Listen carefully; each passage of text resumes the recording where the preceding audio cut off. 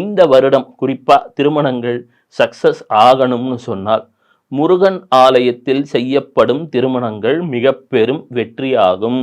காரணம் என்ன? இது செவ்வாயின் ஆண்டு 2025. கூட்டினால் 9 என்று வரும். 9 செவ்வாயின் எண்.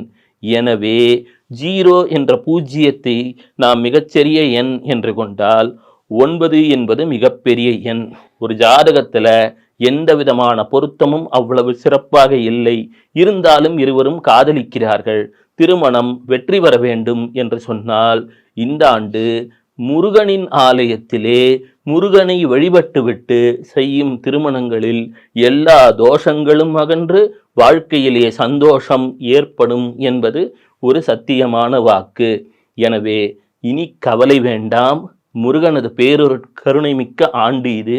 அவ்வப்பொழுது முருகனது ஆலயம் சென்று வாருங்கள்.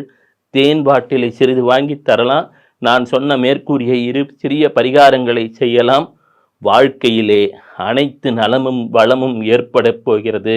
சந்திரனின் அருளாலும் சந்திரனது வாகனமாகிய முயல் சசியின் அருளாலும் இனி உங்கள் வாழ்க்கையில் செல்வ வளம் பெருகட்டும். சிவசிவ.